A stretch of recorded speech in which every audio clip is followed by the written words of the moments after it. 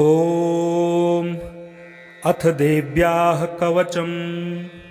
ॐ अस्य श्रीचण्डीकवचस्य ब्रह्मा ऋषिः अनुष्टुप् छन्दः चामुण्डा देवता अङ्गन्यासोक्तमातरो बीजं दिग्बन्धदेवतास्तत्त्वं श्रीजगदम्बा प्रीत्यर्थे सप्तशती पाठाङ्गत्वेन जपे विनियोगः। ॐ नमश्चण्डिकायै। मार्कण्डेय उवाच। ॐ यद्गुह्यं परमं लोके सर्वरक्षाकरं नृणां यन्न कस्यचिदाख्यातं तन्मे ब्रूहि पितामह। ब्रह्मोवाच। अस्ति गुह्यतमं विप्र सर्वभूतोपकारकं देव्यास्तु कवचं पुण्यं तच्छृणुष्व महामुने।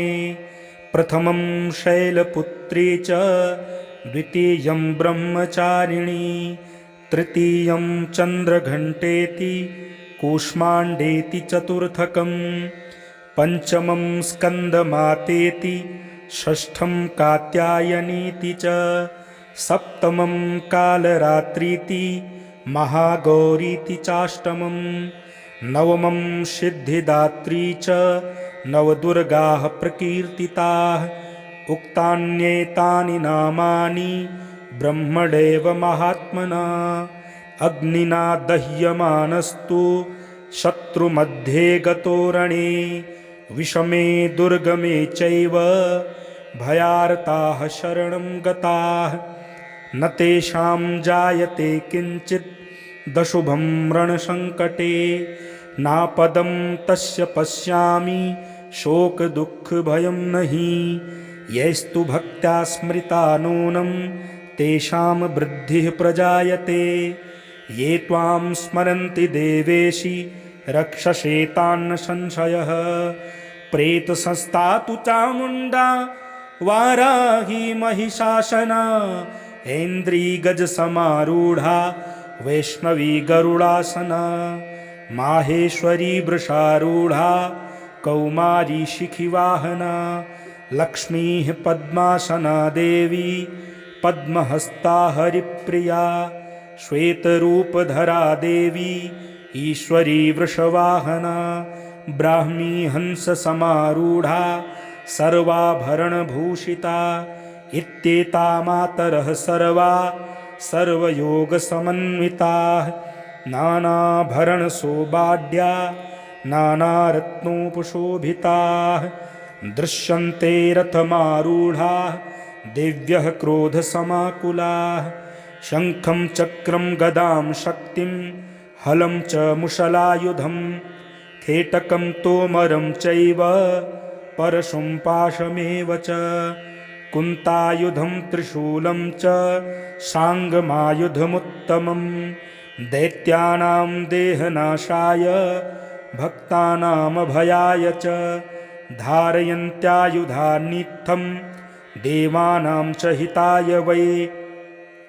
नमस्तेस्तु महारौद्रे महाघोरपराक्रमे महाबले महोत्साहे महाभयविनाशिनी त्राहि मां देवि दुष्प्रेक्षे शत्रूणां भयवर्धिनी प्राच्यां रक्षतु मामैन्द्री आग्नेय्यामग्निदेवता दक्षिणेवतु वाराही नैऋत्यां खड्गधारिणी प्रतीच्यां वारुणी रक्षेद् वायव्यां मृगवाहिनी उदीच्यां पातु कौमारी ऐशान्यां शूलधारिणी ऊर्ध्वं ब्रह्माणि मे रक्षेत् रक्षेदहस्ताद् वैष्णवी तथा एवं दश दिशो रक्षे चामुण्डा शववाहना जया मे चाग्रतः पातु विजया पातु पृष्ठतः अजिता वाम पार्श्वे तु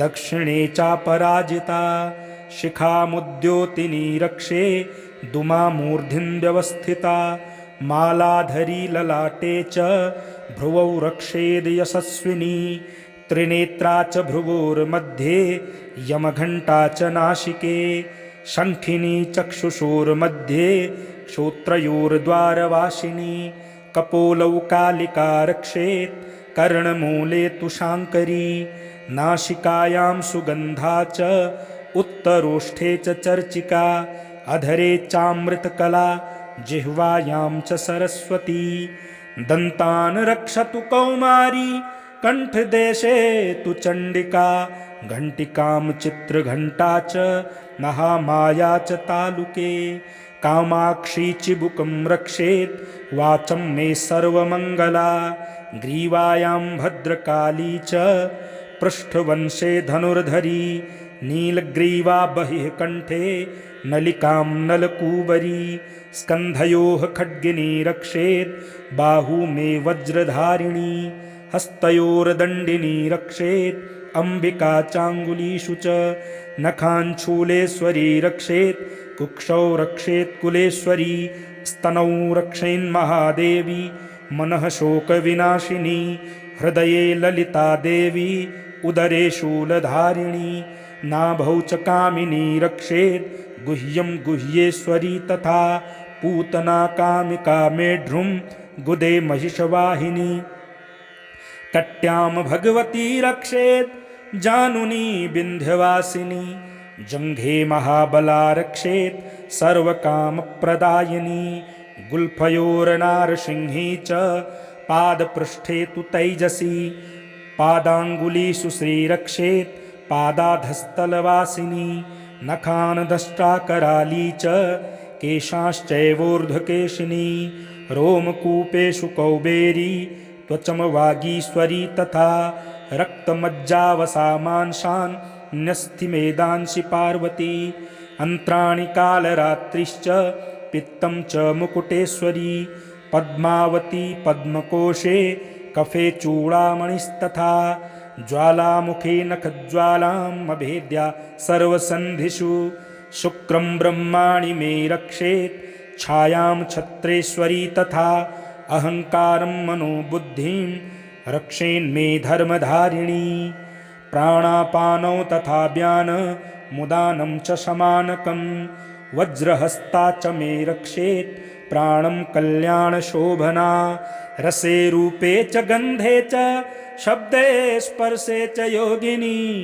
सत्त्वं रजस्तमश्चैव रक्षेन्नारायणी सदा आयु रक्षतु वाराही धर्मं रक्षतु वैष्णवी यशः कीर्तिं च लक्ष्मीं च धनं विद्यां च चक्रिणी गोत्रमिन्द्राणि मे रक्षेत् पशून् मे रक्ष चण्डिके पुत्रान् रक्षेन्महालक्ष्मीर्भार्यां रक्षतु भैरवी पन्थानं सुपथा रक्षेन् मार्गं क्षेमकरी तथा राजद्वारे महालक्ष्मीर्विजया सर्वतः स्थिता रक्षाहीनं तु यत्स्थानं वर्जितं कवचेन तु तत्सर्वं रक्ष मे देवी जयन्ती पापनाशिनी पदमेकं न गच्छेत्तु यदीच्छेच्छुभमात्मनः कवचेन वृतो नित्यं यत्र यत्रैव गच्छति तत्र तत्रार्थलाभश्च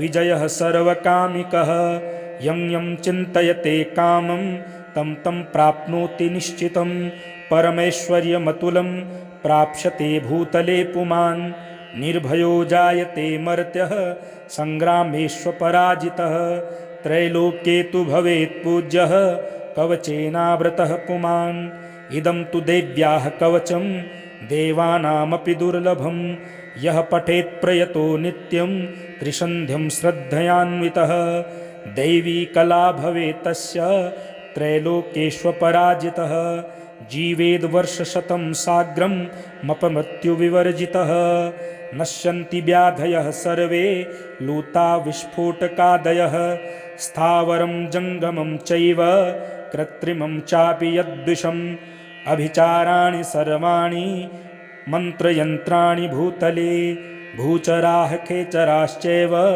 जलश्चाच्चोपदेशिकाः सहजाकुलजा माला डाकिनी शाकिनी तथा अन्तरिक्षचरा घोरा डाकिन्यश्च महाबलाः ग्रहभूतपिशाचाश्च यक्षगन्धर्वराक्षसाः ब्रह्मराक्षसवेतालाः कूष्माण्डा भैरवादयः नश्यन्ति दर्शनात् तस्य कवचे हृदि संस्थिते मानोन्नतिर्भवेत् राज्ञस्तेजो वृद्धिकरं परं यशसा वर्धते सोऽपि कीर्तिमण्डितभूतले जपेत् सप्तशतीं चण्डीं कृत्वा तु कवचं पुरा यावद्भूमण्डलं धत्ते शशैलवनकाननं तावत्तिष्ठति मेदिन्यां सन्ततिः पुत्रपौत्रिकी देहान्ते परमं स्थानं यत्सुरैरपि दुर्लभं प्राप्नोति पुरुषो नित्यं महामायाप्रसादतः लभते परमं रूपं शिवेन सह मोदते। ॐ अथर्गलास्तोत्रम्। ॐ अस्य श्री अर्गलास्तोत्रमन्त्रस्य विष्णुर्ऋषिः अनुष्टुप् छन्दः श्रीमहालक्ष्मीर्देवता श्रीजगदम्बा प्रीतये सप्तशती पाठाङ्गत्वेन जपे विनियोगः। ॐ नमश्चण्डिकायै। मार्कण्डेय उवाच। ॐ जयन्ती मङ्गला काली भद्रकाली कपालिनी दुर्गा क्षमा शिवा धात्री स्वाहा स्वधा नमोऽस्तु ते। जयत्वं देवी चामुण्डे जय भूतार्तिहारिणी जय सर्वगते देवी कालरात्रि नमोऽस्तु ते। मधुकैटभविद्रावि विधात्री वरदे नमः। रूपं देहि जयं देहि यशो देहि द्विषो जहि महिषासुरनिर्णासी भक्तानां सुखदे नमः। रूपं देहि जयं देहि यशो देहि द्विषो जहि रक्तबीजवधे देवी चण्डमुण्डविनाशिनी। रूपं देहि जयं देहि यशो देहि द्विषो जहि शुम्भस्यैव निशुम्भस्य धूम्राक्षस्य च मर्दिनी। रूपं देहि जयं देहि यशो देहि द्विषो जहि वन्दिताङ्घ्रियुगे देवी सर्वसौभाग्यदायिनी।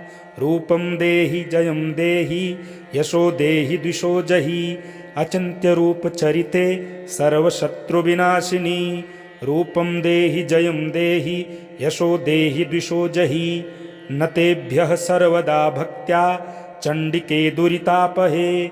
रूपं देहि जयं देहि यशो देहि द्विषो जहि स्तुवद्भ्यो भक्तिपूर्वं त्वां चण्डिके व्याधिनाशिनी। रूपं देहि जयं देहि यशो देहि द्विषो जहि चण्डिके सततं ये त्वामर्चन्तयन्तीह भक्तितः। रूपं देहि जयं देहि यशो देहि द्विषो जहि देहि सौभाग्यमारोग्यं देहि मे परमं सुखं। रूपं देहि जयं देहि यशो देहि द्विषो जहि विधेहि द्विषतां नाशं विधेहि बलमुच्चकैः। रूपं देहि जयं देहि यशो देहि द्विषो जहि विधेहि देवि कल्याणं विधेहि परमां श्रियं। रूपं देहि जयं देहि यशो देहि द्विषो जहि सुरासुरशिरोरत्न निघ्रष्टचरणेऽम्बिके। रूपं देहि जयं देहि यशो देहि द्विषो जहि विद्यावन्तं यशस्वन्तं लक्ष्मीवन्तं जनं कुरुं। रूपं देहि जयं देहि यशो देहि द्विषो जहि प्रचण्डदैत्यदर्पघ्ने चण्डिके प्रणताय मे। रूपं देहि जयं देहि यशो देहि द्विषो जहि चतुर्भुजे चतुर्वक्त्र संस्तुते परमेश्वरी। रूपं देहि जयं देहि यशो देहि द्विषो जहि कृष्णेन संस्तुते देवी सस्वद्भक्त्या सदाम्बिके। रूपं देहि जयं देहि यशो देहि द्विषो जहि हिमाचलसुतानाथ संस्तुते परमेश्वरी। रूपं देहि जयं देहि यशो देहि द्विषो जहि इन्द्राणीपति सद्भावपूजिते परमेश्वरी। रूपं देहि जयं देहि यशो देहि द्विषो जहि देवी प्रचण्ड दोर्दण्ड दैत्यदर्पविनाशिनी। रूपं देहि जयं देहि यशो देहि द्विषो जहि देवि भक्तजनोद्दाम दत्तानन्दोदयेऽम्बिके रूपं देहि जयं देहि यशो देहि द्विषो जहि पत्नीं मनोरमां देहि मनोवृत्तानुसारिणीं तारिणीं दुर्गसंसार सागरस्य कुलोद्भवाम् इदं स्तोत्रं पठित्वा तु महास्तोत्रं पठेन्नरः स तु सप्तशती संख्या वरमाप्नोति सम्पदाम् ॐ अथ कीलकम् ॐ अस्य श्री कीलकमन्त्रस्य शिवऋषिः अनुष्टुप् छन्दः श्रीमहासरस्वती देवता श्रीजगदम्बा प्रीत्यर्थं सप्तशती पाठाङ्गत्वेन जपे विनियोगः। ॐ नमश्चण्डिकायै मार्कण्डेय उवाच ॐ विशुद्धज्ञानदेहाय त्रिवेदी दिव्यचक्षुषे श्रेयः प्राप्तिनिमित्ताय नमः सोमार्धधारिणे सर्वमेतद्विजातीयान् मन्त्राणामभिकीलकं सोऽपि क्षेममवाप्नोति सततं जाप्य तत्परः सिद्ध्यन्तुच्चाटनादीनि वस्तूनि सकलान्यपि एतेन स्तुवतां देवी स्तोत्रमात्रेण सिद्ध्यति न मन्त्रो नौषधं तत्र न किञ्चिदपि विद्यते विना जाप्येन सिद्ध्येत सर्वमुच्चाटनादिकं समग्राण्यपि सिद्ध्यन्ति लोकशङ्कामिमां हरः कृत्वा निमन्त्रयामास सर्वमेवमिदं शुभं स्तोत्रं वै चण्डिकायास्तु तच्च गुप्तं चकारसः समाप्तिर्न च पुण्यस्य तां यथा वन्यन्त्रणां सोऽपि क्षेममवाप्नोति सर्वमेवं न संशयः कृष्णायां वा चतुर्दश्याम् अष्टम्यां वा समाहितः ददाति प्रतिगृह्णाति नान्यथैषा प्रसीदति इत्थं रूपेण कीलेन महादेवेन कीलितं यो निष्कीलां विधायेनां नित्यं जपति संस्फुटं स सिद्धः सः गणः सोऽपि गन्धर्वो जायते नरः न चैवाप्यटतस्तस्य भयं क्वापीह जायते नापमृत्युवशं याति मृतो मोक्षमवाप्नुयात् ज्ञात्वा प्रारभ्य कुर्वीत न कुर्वाणो विनश्यति ततो ज्ञात्वैव सम्पन्नमिदं प्रारभ्यते बुधैः सौभाग्यादि च यत्किञ्चिद् दृश्यते ललनाजने तत्सर्वं तत्प्रसादेन तेन जाप्यमिदं शुभं शनैस्तु जप्यमानेऽस्मिन् स्तोत्रे सम्पत्तिरुच्चकैः भवत्येव समग्रापि ततः प्रारभ्यमेव तत् ऐश्वर्यं यत्प्रसादेन सौभाग्यारोग्यसम्पदः शत्रुहानिः परो मोक्षः स्तूयते सा न किञ्जनैः। ॐ